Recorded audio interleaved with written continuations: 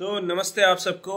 और वीडियो को शुरू करने से पहले ही मतलब वीडियो तो शुरू हो चुका है, जस्ट मैं आपसे एक बात बोलना चाहता हूँ कि मैंने एक नया चैनल शुरू किया है जिसका नाम है एनसीईआरटी का ज्ञान क्लास 9th एंड 10th। ठीक है, तो इसमें क्या रहेगा, क्लास 9th और 10th की बायोलॉजी के साथ साथ फिजिक्स और केमिस्ट्री की भी वीडियोज रहेंगी। किसमें? एनसीईआरटी का ज्ञान क्लास 9th एंड 10th। ठीक है, तो इसका जो लिंक है ना वो आपको यार इस वीडियो के डिस्क्रिप्शन में भी मिल जाएगा और चैनल के अंदर भी मिल जाएगा आपको। जो एनसीईआरटी का ज्ञान हमारा मेन चैनल है उसके अंदर भी मिल जाएगा। तो बस रिक्वेस्ट ये रहेगी यार, प्लीज सब्सक्राइब कर देना, शेयर कर देना क्लास 10th के बच्चों के साथ, क्लास 9th के बच्चों के साथ। और इसमें पीसीबी मतलब फिजिक्स केमिस्ट्री बायो तीनों रहेंगी।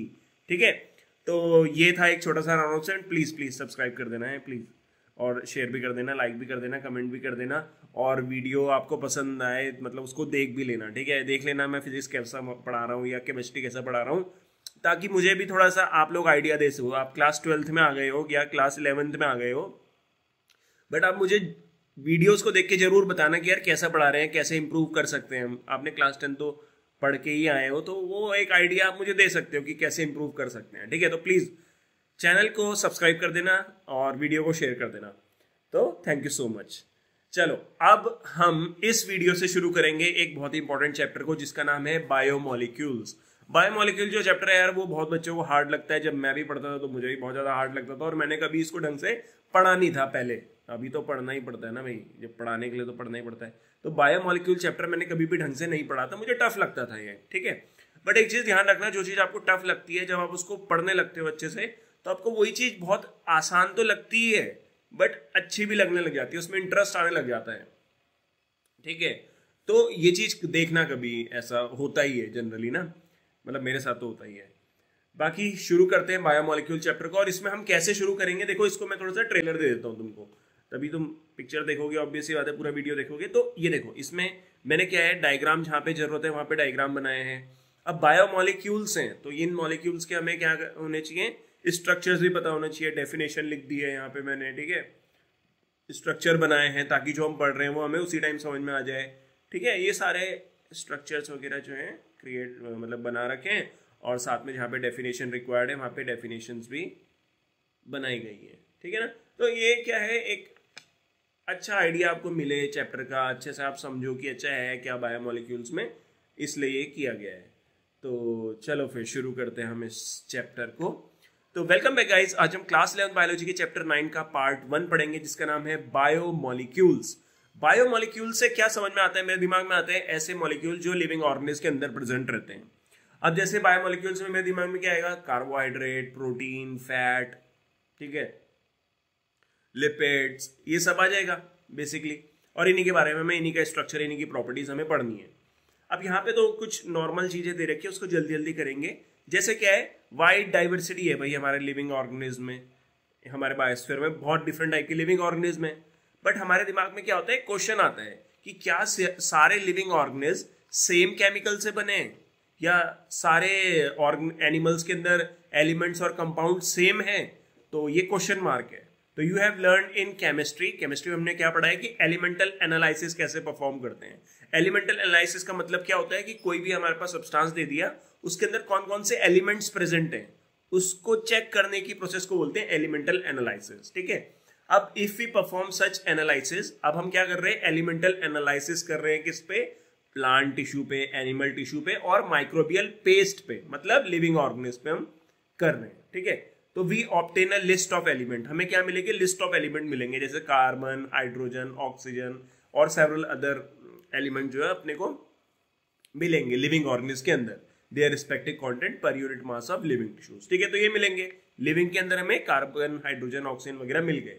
If the same elemental analysis is perform on piece of earth crust, अब हमने क्या किया, जो एलिमेंटल एनालिसिस है वो अर्थ क्रस्ट में किया, अर्थ क्रस्ट मतलब जमीन में किया, मिट्टी में किया, या अर्थ से थोड़ा सा टुकड़ा लेके उसमें किया। ठीक है, जो कि एक नॉन लिविंग मैटर है, तो हमें सेम लिस्ट मिली। तो आप बात समझ रहे हो ना, एलिमेंटल एनालिसिस लिविंग के अंदर परफॉर्म करो चाहे नॉन लिविंग के अंदर, नॉन लिविंग में कौन, अर्थ क्रस्ट के अंदर, तो हमें सेम लिस्ट ऑफ एलिमेंट्स मिले, मतलब इधर भी वही एलिमेंट है उधर भी वही एलिमेंट है। तो क्या कोई डिफरेंस है इन लिस्ट में, इन दोनों लिस्ट में? तो in absolute term no such difference could be made, कोई डिफरेंस नहीं है इनके बीच में। all the elements present in the sample of earth crust are also present in the sample of living tissues. तो earth crust में जो elements मिल रहे हैं वही living tissues में भी मिल रहे हैं. But लेकिन however, अब ये देखो एक छोटा सा difference है. However, a close examination reveal that relative evidence of carbon and hydrogen with respect to other element is higher in any living organism than in earth crust. ये लिविंग मैटर है, ये नॉन लिविंग मैटर है. Living matter के अंदर जो carbon और hydrogen है उसका अमाउंट ज्यादा है as compare to non living के अंदर. ठीक है ना, बस ये लाइन उसमें दी हुई है. इसको हम टेबल 9.1 में भी फटाफट देख लेते हैं. ऊपर है शायद, नहीं एक मिनट नीचे. ठीक है, वो लाइन को समझने के लिए जस्ट देखो, ये है comparison of element present in living, non living and living matter. तो ये अर्थ क्रस्ट है, ये ह्यूमन बॉडी है. अब उसने क्या बोला था, कार्बन और ऑक्सीजन जो है वो ह्यूमंस में मतलब लिविंग में ज्यादा रहता है as compare to non living. तो ये देखो यहाँ पे ये रहा. ठीक है, यहाँ पे 65% है और यहाँ 46 है, इधर 18% है, इधर 0.03% है. कार्बन एंड हाइड्रोजन था, सॉरी. वैसे हाँ, कार्बन हाइड्रोजन भी देख लो, हाइड्रोजन भी क्या है, ज़्यादा है बॉडी में, ह्यूमन बॉडी में as compare to earth crust. ठीक है, ज़्यादा है. तो वही लाइन हमें वहाँ पे बता रहा था, क्या है ये, कार्बन एंड हाइड्रोजन. ठीक है, वही है. ठीक है, चलो अब आगे देखते हैं how to analyze chemical composition. अब केमिकल कंपोजिशन को कैसे एनालाइज करेंगे हम. तो we can continue asking in the same way what type of organic compound are found in living organism. कौन कौन से लिविंग ऑर्गेनिज्म, मतलब कौन कौन से ऑर्गेनिक कंपाउंड हमें लिविंग ऑर्गेनिज्म के अंदर मिलेंगे, and how does one go finding out the answer. कैसे हमें आंसर मिलेगा. To get an answer one have to perform a chemical analysis. करना पड़ेगा हमें आंसर लेने के लिए, है ना. तो we can take any living tissue. कौन सा लिविंग टिश्यू ले लेंगे, वेजिटेबल ले लेंगे या पीस ऑफ लीवर ले लेंगे, किसी का लीवर ले लेंगे. ठीक है, और उसे ग्राइंड करेंगे इन ट्राइक्लोरो एसिटिक एसिड, जो कि है CH3CCOOH using a motor and a pistol. तो मोटार पिस्टल ये रहा, इसके अंदर हमने ये डाला, ट्राइक्लोरो एसिटिक एसिड डाला. ठीक है, और ये वेजिटेबल, ये बंद गोभी डाल दो, चलो ठीक है, ये डाल दी इसके अंदर वेजिटेबल, और उसको पूरा क्रश कर दिया, ऐसे घुमा दिया पूरा उसमें. ठीक है, तो ग्राइंड कर दिया उसको अच्छे से. तो हमें क्या मिलेगी, एक थिक स्लरी मिल जाएगी, ऐसे पूरा थिक स्लरी मिल जाएगी. ठीक है ना. If we were to strain this through a cheese cloth और cotton we would obtain 2 fraction. अब हमने क्या किया, देखो हमने उसकी पेस्ट बनाई, उसके बाद क्या किया, हमने कोई कपड़ा लिया, एक कपड़ा लिया. ठीक है, उस कपड़े में ऐसे पेस्ट को भर दिया. ठीक है, फिर कपड़े को ऐसे दबाया. तो दबाने से क्या होगा, कपड़े से थोड़ा लिक्विड जो है नीचे गिरने लग जाएगा. लिक्विड मतलब वो जो हमारा वो लिया था केमिकल, ट्राइक्लोरो एसिटिक एसिड. बात समझ में आ रही है ना. हमने पूरा उसको मिक्स कर दिया, उसकी स्लरी बना दी, उसको कपड़े में रखा, कपड़े को दबाया. फिर तो क्या होगा, कपड़े से छन के जो एसिड है वो ऐसे नीचे को गिरने लग जाएगा. ठीक है, और ये नीचे जो है गिर गया. तो one is called the filtrate. इसी को फिल्ट्रेट बोलते हैं, और मोर टेक्निकली एसिड सॉल्युबल पूल बोलेंगे. एसिड सॉल्युबल पूल क्यों बोलेंगे, क्योंकि देखो ये एसिड जो है ये यहां से छन के नीचे यहां मैंने जमा कर लिया. अब एसिड के साथ जो कुछ भी कंपाउंड, जो कुछ भी एलिमेंट मिक्स होंगे वो सारे कहाँ आ जाएंगे, नीचे आ जाएंगे, एसिड के साथ नीचे आ जाएंगे. ठीक है ना. एंड द सेकेंड जो ऊपर रह जाएगा, कपड़े में जो रह जाएगा, वो क्या है, रिटेनेटेड, अरे क्या लिखा हुआ है, रिटेनेट और द एसिड इनसॉल्युबल फ्रैक्शन. ऊपर जो बच जाएगा वो एसिड इनसॉल्युबल फ्रैक्शन बचेगा, नीचे जो मिलेगा वो एसिड सॉल्युबल होगा, क्योंकि एसिड के साथ सॉल्युबलाइज होकर नीचे हमें मिल जाएगा. तो साइंटिस्ट ने क्या फाउंड किया, थाउजेंड्स ऑफ ऑर्गेनिक कंपाउंड किसमें मिलते हैं, एसिड सॉल्युबल पूल में. इस एसिड सॉल्युबल पूल के अंदर बहुत सारे ऑर्गेनिक कंपाउंड जो है अपने को मिले. ठीक है, ये एक तरीका था वो परफॉर्म करने का, एनालिसिस करने का. अब in higher classes you will learn about, आप पढ़ोगे how to analyze a living tissue sample and identify a particular organic compound. कैसे हम आइडेंटिफाई करेंगे कि इस लिविंग टिश्यू के अंदर कौन सा ऑर्गेनिक कंपाउंड्स हैं. ठीक है, it will suffice to say here that one extract the compound then subject the extract to various separation technique till one have separated a compound from all other compound.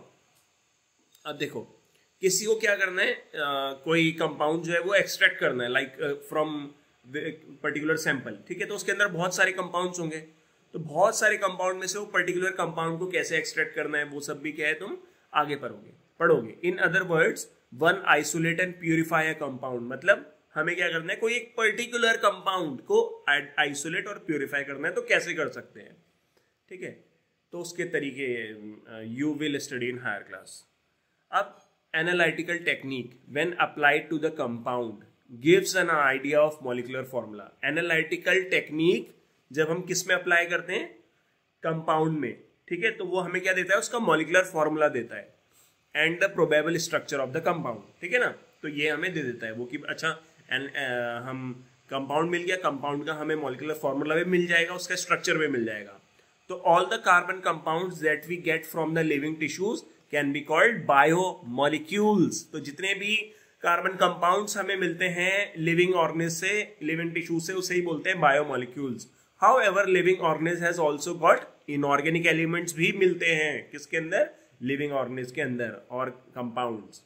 How do we know this, अब हमें कैसे पता कि भाई organic compound के अलावा inorganic compounds भी मिलते हैं. तो एक स्लाइड डिफरेंट बट एक डिस्ट्रक्टिव एक्सपेरिमेंट हमें यहाँ पे करना पड़ेगा. डिस्ट्रक्टिव मतलब यहाँ पे कुछ जलाते हैं या तोड़ते हैं, ठीक है. हमें क्या करना है, one weigh a small amount of living tissue, हमें एक लिविंग टिश्यू लेना है, लीवर ले लिया या लीफ ले लिया, ठीक है, और जो भी ये है वो क्या है, वेट वेट है. वेट वेट मतलब मैंने एक लीफ ले लिया, तो लीफ का जो वेट होगा वो एक्चुअली क्या है, वेट वेट होगा, क्योंकि उसके अंदर क्या है, वाटर का भी वेट होगा, ठीक है. और ड्राई, फिर उसे हमने ड्राई कर लिया. ड्राई क्या कैसे किया, वाटर को सारा इवेपोरेट कर दिया लीफ से. Remaining material give dry weight, और जो बच जाएगा वो ड्राई वेट होगा, ठीक है. Now if the tissue is fully burned, उसको जला देंगे, जला दिया हमने पूरा का पूरा पत्ते को, तो क्या होगा, all the carbon compound are oxidized. जितने भी कार्बन कंपाउंड है वो जलने के बाद क्या होगा, ऑक्सीडाइज हो जाएंगे, क्योंकि जलने पे क्या होता है, ऑक्सीजन ऐड होती है, तो उसकी वजह से क्या होगा, गैसियस फॉर्म बन जाएगी, CO2 वाटर वेपर वो निकल जाएगा. मतलब कार्बन कंपाउंड आप देखो निकल गए, ठीक है ना. कार्बन कंपाउंड मतलब जो ऑर्गेनिक कंपाउंड है वो निकल गए, ठीक है, and are removed. What is remaining is called ash, खाली राख बचेगी, और वो जो राख है उसी के अंदर इनऑर्गेनिक एलिमेंट्स हैं, कैल्शियम, मैग्नीशियम और बाकी और चीजें, ठीक है. इनऑर्गेनिक कंपाउंड जैसे कि हमारे पास क्या है, sulphate, phosphate are also seen in acid soluble fraction. पढ़ा था हमने acid soluble fraction. Acid soluble fraction के अंदर हमें ऑर्गेनिक कंपाउंड्स मिल रहे थे ना, तो ऑर्गेनिक कंपाउंड्स के अलावा उस एसिड सॉल्युबल फ्रैक्शन में हमें इनऑर्गेनिक कंपाउंड्स भी मिलते हैं, सल्फेट, फॉस्फेट वगैरह, ठीक है. तो ये अभी तक हमने बस जस्ट इसका ओवरव्यू ले रहे हैं कि अच्छा ये ऐसे ऐसे टेक्निक करते हैं. Therefore elemental analysis give elemental composition of living tissue in a form of.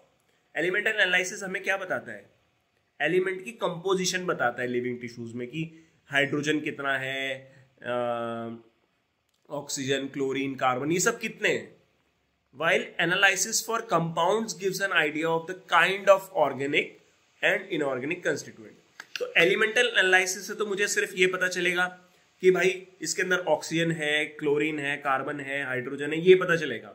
But जब मैं कंपाउंड का एनालिसिस करूंगा, लाइक मैं ये पता करूंगा कि उसके अंदर मुझे क्या पता करना है नेक्स्ट. मुझे तो पता चल गया कि ऑक्सीजन, एक मिनट, मुझे तो पता चल गया कि उसके अंदर ऑक्सीजन, क्लोरीन, कार्बन, हाइड्रोजन वगैरह है, ये पता चल गया. बट अब मुझे पता करना है उसके अंदर ऑर्गेनिक कंपाउंड कौन कौन से हैं जो इन एलिमेंट से मिलके बने हैं, ठीक है ना, जो कि प्रेजेंट है लिविंग टिश्यूज में. तो from a chemistry point of view one can identify functional group. Chemistry वाला तो क्या देखेगा, functional group, aldehyde, ketone, aromatic compounds. But एक बायोलॉजिकल पॉइंट ऑफ व्यू से आप क्या देखोगे, हम क्लासिफाई करेंगे कंपाउंड्स को into amino acids, nucleotide bases, fatty acids, carbohydrates, इन पे हम क्लासिफाई करेंगे, ठीक है. अच्छा, ये है list of representative inorganic constituent of living tissues. तो ये सारे अपने को दे रखे हैं. अब हम आते हैं थोड़ा सा, ये तो बहुत बोरिंग सा हो गया था शुरू में, ठीक है. अब हम थोड़ा इंटरेस्टिंग चीज पे आते हैं, मतलब हमें एक पर्टिकुलर कंपाउंड्स के बारे में पढ़ना है. तो सबसे पहले हम पढ़ेंगे अमीनो एसिड्स के बारे में. अमीनो एसिड्स, ठीक है, नाम से काफी चीजें पता चलती है। अमीनो एसिड्स क्या है? ऑर्गेनिक कंपाउंड है containing an amino group and an acidic group as constituents on the same carbon, the alpha carbon. आप समझना बात को, ये मैंने बना रखा है अमीनो एसिड्स का एक स्ट्रक्चर, ठीक है। अमीनो एसिड में क्या होता है? एक अमीनो ग्रुप होता है और एक एसिडिक ग्रुप होता है। अमीनो ग्रुप क्या है? NH2, ये हो गया अमीनो ग्रुप, ठीक है, ये वाला। और ये वाला क्या हो गया? एसिडिक ग्रुप, जो कि है कार्बोक्सिलिक ग्रुप, ठीक है, कार्बोक्सिलिक एसिड वाला ग्रुप हो गया। साथ में यहाँ पे क्या होगा? बीच में कार्बन है, उसी से जुड़े हैं ये, इसी कार्बन से ये अमीनो ग्रुप भी जुड़ा है, इसी कार्बन से ये कार्बोक्सिलिक ग्रुप भी जुड़ा है, इसी कार्बन से ये हाइड्रोजन भी जुड़ा है, और इसी कार्बन से ये R भी जुड़ा है। R क्या है? ये R ग्रुप जो है एक्चुअली साइड चेन है, मतलब R में कुछ भी जोड़ सकते हैं आप, मिथाइल, इथाइल, प्रोपाइल, है ना, एक लंबी चेन बन सकती है यहाँ पे। तो अल्फा कार्बन क्या होता है? रुको रुको रुको रुको रुको रुको, पहले ये अल्फा कार्बन हो गया, पहले तो नाम दे दिया मैंने कि अल्फा कार्बन है ये, तो hence they are called alpha amino acid. तो ये जो स्ट्रक्चर बना है ये अल्फा अमीनो एसिड का बना है। अब what is alpha amino acid? Alpha amino acid ऐसा होता है जिसमें अल्फा कार्बन प्रेजेंट होता है। अब अल्फा कार्बन क्या होता है? अल्फा कार्बन होता है सेंट्रल कार्बन, यहाँ डेफिनेशन है, ठीक है, central carbon atom which attach to carboxylic group. ऐसा कार्बन जो कार्बोक्सिलिक ग्रुप से भी जुड़ा हुआ रहता है, अमीनो ग्रुप से भी जुड़ा हुआ रहता है, हाइड्रोजन एटम से भी जुड़ा रहता है, और साइड चेन जो कि R ग्रुप है उससे भी जुड़ा हुआ रहता है, तो उसे बोलते हैं अल्फा कार्बन। तो ऐसे अमीनो एसिड्स को जिसमें अल्फा कार्बन उसे बोलते हैं अल्फा अमीनो एसिड्स, ठीक है। ध्यान रखना, अमीनो एसिड कि अमीनो ग्रुप भी है, एसिडिक ग्रुप भी है, इसलिए उसे अमीनो एसिड बोलते हैं। They are substituted methane. अब ये किससे बना है? ये पूरा स्ट्रक्चर जो है ये मीथेन से बना है। मीथेन का स्ट्रक्चर कैसा होता है? CH4 होता है, तो बस यहाँ पे हाइड्रोजन को ही रिप्लेस करके ये ऐसा स्ट्रक्चर बना है। There are 4 substituted groups occupy the 4 valence position। तो कौन कौन से हैं वो ग्रुप जो जुड़े हैं यहाँ पे हाइड्रोजन को हटा के, मीथेन में यहाँ पे हटा के? कौन कौन से हैं? These are हाइड्रोजन, हाइड्रोजन तो है ही, कार्बोक्सिलिक ग्रुप, अमीनो ग्रुप, और एक वेरिएबल ग्रुप हो जाएगा जिसे डेजिग्नेटेड एज R। वेरिएबल मतलब वो मिथाइल, इथाइल, प्रोपाइल, ये पढ़ा होगा आपने। Based on the nature of R group there are many amino acids. तो देखो amino acid different different type के होते हैं, वो जनरली किस पे डिपेंड करेगा? यहाँ पे R ग्रुप पे। जैसे जैसे बड़ा होता जाएगा वो अमीनो एसिड भी चेंज होता जाएगा। However those which occur in protein, are only of 20। अब बात समझना, 20 टाइप अमीनो एसिड क्या होते हैं? अमीनो एसिड क्या बनाते हैं? प्रोटीन का फॉर्मेशन करते हैं, ठीक है। अब हमारी बॉडी में क्या होते हैं? 20 ऐसे अमीनो एसिड्स होते हैं जो प्रोटीन का फॉर्मेशन करते हैं, ठीक है। तो उसने वही चीज बोली है कि 20 टाइप के अमीनो एसिड्स होते हैं जो प्रोटीन का फॉर्मेशन करते हैं हमारी बॉडी के अंदर, ठीक है। अब आ जाओ आगे, देखो the R group in the proteinaceous amino acid. Proteinaceous amino acid मतलब ऐसे 20 अमीनो एसिड जो कि प्रोटीन बनाते हैं, ठीक है, उन्हें प्रोटीनिशियस अमीनो एसिड्स बोलते हैं। तो R ग्रुप जो रहता है ना इन प्रोटीनिशियस अमीनो एसिड में, वो क्या क्या हो सकते हैं? R ग्रुप हाइड्रोजन भी हो सकता है, जैसे कि किसके केस में? ग्लाइसिन के केस में। अगर आप ग्लाइसिन का स्ट्रक्चर देखोगे तो उसमें जो H है, H उसकी जो ग्लाइसिन ग्रुप में अगर आप R को देखोगे तो R की जगह पे क्या लगा हुआ रहेगा? H लगा रहेगा। एलानिन में देखोगे तो R की जगह पे मिथाइल ग्रुप होगा। सेरीन पे देखोगे तो हाइड्रोक्सी मिथाइल ग्रुप होगा। ये समझना बात को, देखो नीचे डायग्राम से, देखो देखो देखो देखो देखो देखो, ये रहा, ये ठीक है। यहाँ पे R ग्रुप था, तो अगर यहाँ पे हाइड्रोजन है तो it is called glycine. R group की जगह पे मिथाइल ग्रुप है तो एलानिन, और CH2OH है तो सेरीन हो जाएगा। तो ये क्या हो गया हमारा? डिफरेंट डिफरेंट अमीनो एसिड बन गए डिफरेंट डिफरेंट R ग्रुप्स के होने से। इसीलिए R ग्रुप को वेरिएबल बोलते हैं, वो वेरी करता है, ठीक है। बड़ा वीडियो बनेगा भाई, ये तो 20 मिनट का तो वैसे ही हो गया। तो there are 23 of the 20 are, 20 में से 3 हमें यहाँ पे दिखा रखे हैं। अब the chemical and physical properties of amino acid are essentially of amino, carboxylic and R functional group. ये इंपॉर्टेंट है, जो भी फिजिकल और केमिकल प्रॉपर्टीज होती है अमीनो एसिड की, वो किस पे डिपेंड करती है? अमीनो ग्रुप पे, कार्बोक्सिल ग्रुप पे और R जो फंक्शनल ग्रुप है उस पर डिपेंड करती है, ठीक है। ये ध्यान रखना है आपको, और प्लीज लाइक कर देना अगर समझ में आ रहा है आपको वीडियो तो, और शेयर भी कर देना और सब्सक्राइब भी कर देना चैनल को, क्योंकि बहुत सारे बच्चे जो है सब्सक्राइब नहीं करते, सिर्फ वीडियो को देखते हैं, तो प्लीज यार सब्सक्राइब कर देना, ठीक है। और वो पूरा नया वाला चैनल भी प्लीज देख लेना उसको, एनसीईआरटी का ज्ञान 9th and 10th, लिंक नीचे मिल जाएगी। Based on the number of amino and carboxylic group, अब देखो based on the number of amino and carboxylic group there are acidic जिसे ग्लूटामिक एसिड बोलते हैं, बेसिक जिसे लाइसिन बोलते हैं, और न्यूट्रल जिसे वेलिन बोलते हैं। तो 3 टाइप के अमीनो एसिड मिलते हैं आपको, एसिडिक, बेसिक और न्यूट्रल। किस बेसिस पे? कि अमीनो और कार्बोक्सिलिक ग्रुप का नंबर कितना कितना है। अब बात समझना, देखो बहुत सिंपल है। अगर अमीनो और कार्बोक्सिलिक ग्रुप का नंबर सेम है तो क्या हो जाएगा, वो न्यूट्रल हो जाएगा, ठीक है। वो क्या हो जाएगा, न्यूट्रल हो जाएगा। जैसे मैं एग्जाम्पल ले लेता हूं ग्लूटामिक एसिड का, तो ये रहा डायग्राम ग्लूटामिक एसिड का। इसमें क्या है, ये है कार्बोक्सिलिक ग्रुप, एसिडिक ग्रुप ये हो गया, ठीक है, ठीक है। और इधर भी एक एसिडिक ग्रुप हो गया, इसमें 2 एसिडिक ग्रुप और 1 अमीनो ग्रुप, 1 बेसिक ग्रुप। तो ओवरऑल क्या हो जाएगा, एसिडिक नेचर हो जाएगा इसका। तो इसीलिए क्या है, glutamic acid is acidic in nature. फिर कौन सा है, बेसिक। बेसिक वाला कौन है, लाइसिन। तो बेसिक में तो फिर क्या होगा, यहाँ पे 1 एसिडिक होगा और 2 बेसिक ग्रुप हो जाएंगे, 2 अमीनो ग्रुप हो जाएंगे। तो ये बेसिक नेचर का हो गया। न्यूट्रल में दोनों बराबर होंगे। न्यूट्रल क्या है, वेलिन। तो वेलिन के केस में देखो COH इधर है, ठीक है। एक मिनट, गलत बना दिया क्या, हाँ वेलिन हो गया न्यूट्रल, COH ये हो गया, ठीक है। इसके अलावा हाँ ठीक है ना, COH ये हो गया, और ये हो गया हमारा क्या, अमीनो ग्रुप। तो 1 COH ग्रुप और 1 अमीनो ग्रुप, तो ये क्या हो गया, न्यूट्रल हो जाएगा, ठीक है। तो ये हमें न्यूट्रल अमीनो एसिड रिप्रेजेंट कर रहा है इस तरीके से, ठीक है। Number on the basis of number of amino group and carboxylic group. Similarly there are aromatic amino acid. Aromatic amino acid कौन से होते हैं, जिसमें एरोमेटिक रिंग प्रेजेंट होती है, ठीक है। तो ये होती है एरोमेटिक रिंग, ये हो गई।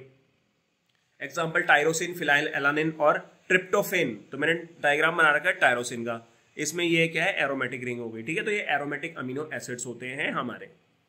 Then a particular property of amino acid is the ionisable nature of NH2 and COH group. अब देखो अमीनो एसिड की ना एक प्रॉपर्टी होती है कि वो आयोनाइज आयंस में कन्वर्ट हो जाता है। क्यों आयंस में कन्वर्ट हो जाता है, क्योंकि उसमें एक तरफ तो अमीनो ग्रुप है, ठीक है, NH2 ग्रुप है, और एक तरफ कार्बोक्सिलिक ग्रुप है। तो ये क्या करते हैं, आयंस में कन्वर्ट हो जाते हैं, इलेक्ट्रॉन को लूज गेन करके आयंस में कन्वर्ट हो जाते हैं, ठीक है। Hence in solution of different pH, different pH में जो अमीनो एसिड है उसका स्ट्रक्चर चेंज हो जाता है। बात समझना, देखो ये अमीनो एसिड है, ये लो पीएच में है, लो पीएच मतलब एसिडिक उसमें है ये, ठीक है। तो इसमें क्या होगा, ये कैटायन बन जाएगा, यहाँ पे पॉजिटिव चार्ज आ गया, कैटायन, ठीक है। इधर क्या है, anion at high pH. High pH मतलब बेसिक नेचर में, यहाँ पे COO माइनस आ जाएगा, ठीक है। और एक ये वाला होगा, ये वाली कंडीशन बीच वाली, जो कि जहां पे आपका क्या होगा, इधर पॉजिटिव चार्ज रहेगा, इधर नेगेटिव चार्ज रहेगा। मतलब ये ओवरऑल पॉजिटिव चार्ज क्योंकि यहाँ पॉजिटिव है, ये ओवरऑल नेगेटिव चार्ज क्योंकि यहाँ नेगेटिव है, और ये ओवरऑल कैसा हो जाएगा, न्यूट्रल। इस पे कोई भी चार्ज नहीं रहेगा, नेट चार्ज 0 रहेगा। तो जो ये वाला है मॉलिक्यूल, ये वाला जिसमें एक तरफ पॉजिटिव एक तरफ नेगेटिव है, इसे बोलते हैं zwitter ion, sorry zwitter ion बोलते हैं इसको, सही में ज्विटर आयन, सॉरी, ठीक है। तो molecules with functional group, zwitter ions क्या होते हैं, या ज्विटर क्या होता है, बेसिकली ऐसे मॉलिक्यूल्स होते हैं इसमें जो फंक्शनल ग्रुप होते हैं उनमें एटलीस्ट एक पॉजिटिव चार्ज होना चाहिए, एक नेगेटिव चार्ज होना चाहिए, और इस वजह से जो नेट चार्ज होगा वो क्या होगा, 0 होगा, इसमें न्यूट्रल होगा, 0 चार्ज, ठीक है।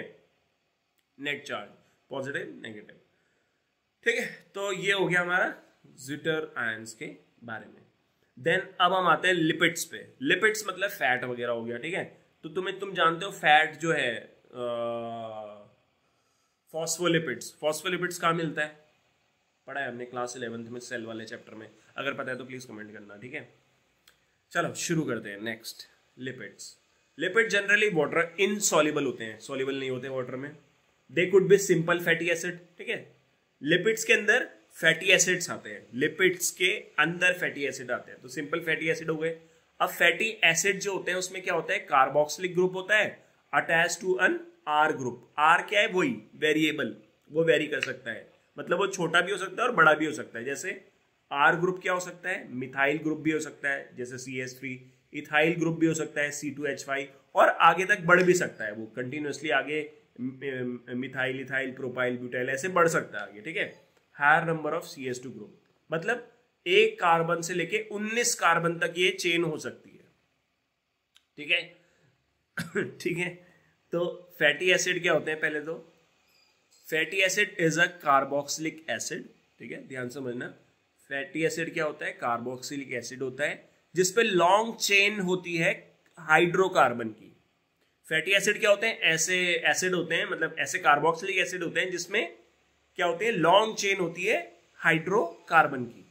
अब जैसे हमारे पास एग्जांपल है पाल्मिटिक एसिड, इसमें पता है कितने कार्बन होते हैं, इसमें होते हैं 16 कार्बन इंक्लूडिंग कार्बोक्सिलिक कार्बन। अब बात समझना, देखो ये है पाल्मिटिक एसिड का स्ट्रक्चर, इसमें क्या है, कितने कार्बन है, 1 2 3 4 5 6 7 8 9 10 11 12 13 14 15 और 16, ये 16th है, ठीक है, 16th।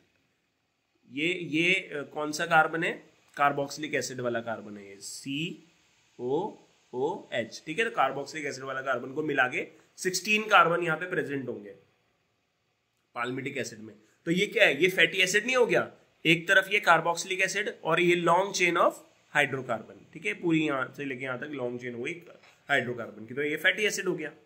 फिर एरिकिडोनिक एसिड, एरिकिडोनिक एसिड कहाँ पे मिलता है, ये भी हमें प्लाज्मा मेम्ब्रेन में मिलता है, और इसको ज्यादा समझना हो ना अगर आपको, या MBBS में समझोगे आप, वैसे इसमें कॉक्स NSAIDs के बारे में पढ़ना, NSAIDs दवाइयाँ होती हैं, उसके बारे में इसका लिंक देखना, बहुत इंटरेस्टिंग है। एरिकिडोनिक एसिड जो होता है हैज 20 कार्बन एटम्स, इसमें 20 कार्बन एटम्स होते हैं इंक्लूडिंग कार्बोक्सिल कार्बन, ठीक है। जैसे यहाँ पे 16 है तो वहां पे 20 होंगे। Fatty acid could be saturated, saturated हो सकते हैं जिसमें सिंगल बॉन्ड होंगे, ठीक है। अनसैचुरेटेड कौन से हो सकते हैं, जिसमें एक या एक से ज्यादा डबल बॉन्ड प्रेजेंट होंगे। फिर another simple lipid is glycerol, दूसरा कौन सा हो जाता है, ग्लिसरॉल आ जाता है, which is try hydroxy propane, बहुत सिंपल है, मिथेन इथेन प्रोपेन और ट्राई हाइड्रोक्सी, मतलब OH ग्रुप कितने होंगे, 3, तो ये है ना 3, 1 2 3, तो ये क्या है, ग्लिसरॉल है, try hydroxy propane. Many lipids have both glycerol and fatty acid. अब बहुत सारे ऐसे लिपिड्स होते हैं, देखो लिपिड्स के अंदर क्या आ रहा है, फैटी एसिड आ रहा और ग्लिसरॉल आ रहा, ठीक है। अब इन दोनों को मिला दो, ये दोनों मिल भी जाते हैं, मिलने के बाद ये क्या बनाते हैं, नया मतलब एक पर्टिकुलर टाइप का लिपिड बनाते हैं जिसमें वो आता है अरे यार वो जो बढ़ जाता है और फिर उससे हार्ट अटैक वगैरह, वो अरे एक कोलेस्ट्रॉल और ट्राइग्लिसराइड, मोनोग्लिसराइड, डाइग्लिसराइड, ट्राइग्लिसराइड, ये ठीक है, ये किससे बनता है, ग्लिसरॉल और फैटी एसिड के मिलने से बनता है।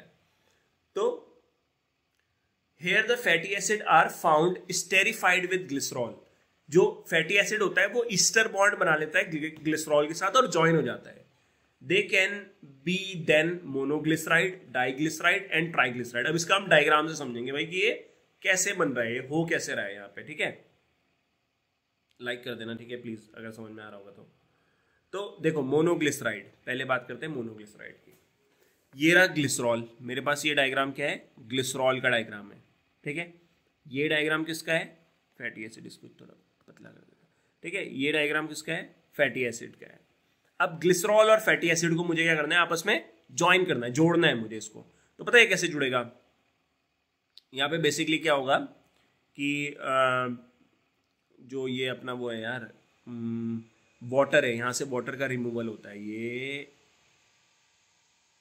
ये यहाँ से क्या होगा, वाटर का रिमूवल हो जाएगा इधर से, तो ये वाटर अलग हो गया और ये जो है स्ट्रक्चर ये यहाँ पे ज्वाइन हो जाता है। तो जब ये यहाँ पे ज्वाइन हो जाएगा तो ये जो बॉन्ड बना, बेसिकली ये जो बॉन्ड है, ये बॉन्ड कौन सा है, ईस्टर बॉन्ड है। तो इस तरीके से ग्लिसरॉल और फैटी एसिड जो है आपस में ज्वाइन हो जाते हैं, ठीक है, कैटलिस्ट की प्रेजेंस में और यहाँ पे हाई टेम्परेचर पे, तो ये आपस में ज्वाइन हो गए। तो ये जो स्ट्रक्चर बना इसे बोलते हैं मोनोग्लिसराइड। अब डाइग्लिसराइड देखो कैसे बनेगा, वही ग्लिसरॉल लिया आपने फिर से, अब यहाँ पे फैटी एसिड हमने 2 ले लिए, 2 फैटी एसिड लिए, 2 लिखा है ना आगे, ठीक है। तो ये 2 से ज्वाइन हो गया, एक यहाँ पे हो जाएगा, एक यहाँ पे हो जाएगा। तो एक वाटर यहाँ से निकलेगा, एक वाटर यहाँ से निकलेगा, तो 2 वाटर यहाँ से निकल गए, ठीक है। वही यहाँ पे ईस्टर बॉन्ड बन गया, तो स्टेरिफिकेशन यहाँ पे हो गया। तीसरा है ट्राइग्लिसराइड। ट्राइग्लिसराइड बहुत कॉमन है सुनने में, ठीक है। ट्राइग्लिसराइड में क्या होगा यहाँ पे बेसिकली कि ये 3 हमने ले लिए फैटी एसिड, ग्लिसरॉल एक है, 3 फैटी एसिड ले लिया। अब ये यहाँ तीनों पे जुड़ेगा, 1 2 3, वाटर कितने निकलेंगे, 3 मॉलिक्यूल निकल जाएंगे। तो इस तरीके से ज्वाइन हो गया, तो ये क्या बना, ट्राइग्लिसराइड बन गया, ठीक है। तो ये है सिंपल एक तरीका मतलब रिप्रेजेंट करने का, ठीक है। चलो अब आगे देखते हैं। These are also called fats, इन्हें फैट्स भी बोलते हैं। These are also called fats and oils based on melting point, ठीक है। ट्राइग्लिसराइड, मोनोग्लिसराइड, इनको फैट या ऑयल भी बोलते हैं। अब ऑयल जो रहता है उसका लो मेल्टिंग पॉइंट रहता है, जैसे gingelly oil, hence remain as oil in winter. Oil रहता है मतलब लिक्विड नेचर का रहता है, ये ना लो मेल्टिंग पॉइंट है।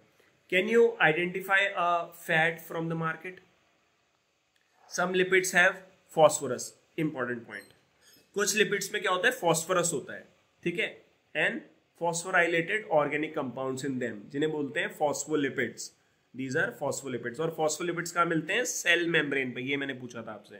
फिर lecithin, lecithin is one example जो आपको यहाँ पे सेल मेम्ब्रेन में मिलता है। Some tissues specially the neural tissues, neural tissues जो रहते हैं have lipids with more complex structure, ठीक है ना। न्यूरल टिश्यूज में क्या मिलते हैं, लिपिड्स मिलते हैं और उसमें बहुत कॉम्प्लेक्स स्ट्रक्चर उसका रहता है। अब लिविंग ऑर्गेनिज्म जो रहते हैं have a number of carbon compounds in which heterocyclic ring can be found. बहुत सारे ऐसे कार्बन कंपाउंड्स होते हैं हमारी बॉडी में जिसमें क्या रहता है, हेट्रोसाइक्लिक रिंग रहती है। अब what is heterocyclic ring? A ring of atom of more than one kind, ठीक है, समझना बात को। एटम्स की रिंग जिसमें एक से ज्यादा टाइप के एटम होंगे, जैसे स्पेशली एक रिंग है किसकी, कार्बन एटम्स की, ठीक है। कार्बन एटम्स की क्या है, ऐसे रिंग है हमारे पास, ठीक है।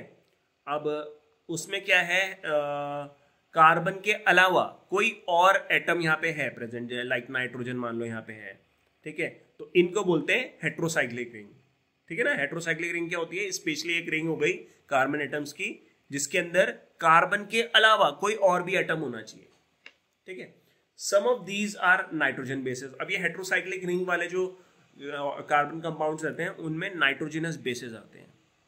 अब नाइट्रोजनस बेसिस क्या होते हैं, ये आपको जनरली डीएनए आरएनए इनमें मिलता है। Adenine, guanine, cytosine, uracil, thymine, ये हमें इन्हें नाइट्रोजनस बेसिस बोलते हैं और ये हमें डीएनए आरएनए में मिलते हैं। When found attached to sugar, अब जैसे ही ये नाइट्रोजनस बेस जो है शुगर से जुड़ता है तो इसे बोलते हैं न्यूक्लियोसाइड। देखो ये लिखा है मैंने, न्यूक्लियोसाइड क्या होता है, जब नाइट्रोजनस बेस पेंटो शुगर या शुगर से जुड़ता है तो उसे बोलते हैं न्यूक्लियोसाइड। और जैसे ही इस न्यूक्लियोसाइड से, मतलब मैं यहाँ पे एक और क्या जोड़ दूंगा, फॉस्फेट ग्रुप, ध्यान से समझना है, 3 चीजें हैं, pento sugar, nitrogenous base, phosphate group. अभी क्या है, पेंटो शुगर और नाइट्रोजनस बेस जब जुड़ जाते हैं तो इनको मिला के बोलते हैं क्या, न्यूक्लियोसाइड। और जैसे इस पे तीसरा फॉस्फेट ग्रुप जोड़ देते हैं तो तब इसे बोलते हैं न्यूक्लियोटाइड। न्यूक्लियोटाइड में तीनों आ जाते हैं, तो इसमें पेंटो शुगर, नाइट्रोजन बेस और फॉस्फेट ग्रुप तीनों आ गए। अब दिखा है ना, जैसे ही फॉस्फेट ग्रुप इनमें मिलेगा, स्टेरिफाइड होकर जुड़ेगा शुगर में, तो ये न्यूक्लियोटाइड हो जाएगा। तो adenosine, guanosine, thymidine, uridine and cytidine ये न्यूक्लियोसाइड होते हैं।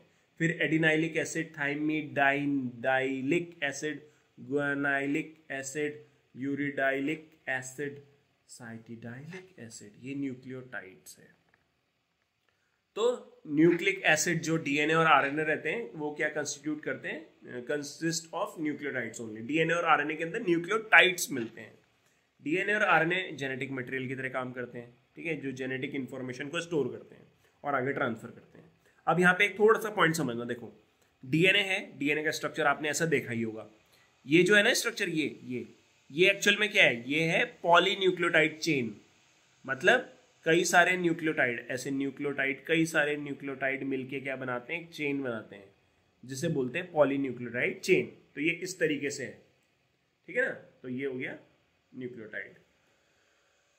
ओके, तो अब तो ये स्ट्रक्चर है हमारे पास, ठीक है। तो शुगर है, कार्बोहाइड्रेट, इसमें ग्लूकोज, इसमें राइबोज शुगर हो गई, ठीक है। राइबोज शुगर जो है वो बेसिकली हमें किस में मिलती है, आरएनए में मिलती है। डीऑक्सी राइबोज हमें किस में मिलती है, डीएनए में मिलती है। फिर amino acid glycine, alanine, serine, ये हमने देख लिया था। फैटी एसिड हमने देखा था, पाल्मिटिक एसिड, ग्लिसरॉल हो गया, ट्राइग्लिसराइड्स हो गया, ठीक है। देन फॉस्फोलिपिड हो गया, लेसिथिन, जो हमें कहाँ पे मिलता है, प्लाज्मा मेम्ब्रेन में। कोलेस्ट्रॉल हो गया, ठीक है, लीवर में रहता है, लीवर में प्रोड्यूस होता है। देन ये हो गए हमारे क्या, नाइट्रोजनस बेसिस, एडेनिन और यूरेसिल, ठीक है, एडेनिन एंड यूरेसिल, ठीक है। और इसके अलावा इसकी, अच्छा, ये नाइट्रोजनस बेसिस की दो कैटेगरी रहती है, ठीक है, प्यूरिन एंड पायरिमिडीन, दो कैटेगरीज। मतलब प्यूरिन के अंदर एडेनिन आता है और ग्वानिन आता है, जी, और पायरिमिडीन के अंदर बाकी आ जाते हैं, thymine and cytosine and uracil, ठीक है। न्यूक्लियोसाइड की यहाँ पे एडिनोसिन और यूरिडिन। फिर न्यूक्लियोटाइड में एडिनाइलिक एसिड, यहाँ पे हमें एग्जाम्पल दे रखा है। तो ये हमने यहाँ तक पढ़ लिया भाई। और ये चैप्टर, ये तो वीडियो हो गया बहुत बड़ा, बहुत लंबा, 37 मिनट्स का हो जाएगा बेसिकली जब मैं यहाँ तक बोलूँगा इतना। तो ये आपको वीडियो कैसा लगा यार, प्लीज़ कमेंट करना। थोड़ा बड़ा हो गया है, बट क्या करें, जब समझाना होता है हर चीज़ को तो फिर उसमें टाइम तो लगता ही है ना। और यार फ़ायदेमंद रहेगा आपके लिए। वन शॉट वीडियोस में थोड़ा नहीं बनाता हूँ, क्योंकि यार उसमें हम बहुत चीज़ें कवर नहीं कर पाते हैं। वन शॉट बनाऊंगा जब ये डिटेल जो है ये खत्म हो जाएगा, तब बनाएंगे, ठीक है। तो आई होप आपको वीडियो पसंद आया होगा। तो thank you so much for watching. Please like, share, subscribe. NCERT का ज्ञान, एनसीईआरटी का ज्ञान 9th and 10th, वो जो नया चैनल है ना यार, उसको प्लीज़ सपोर्ट दिखाना उसमें, ठीक है। तो thank you so much, bye bye.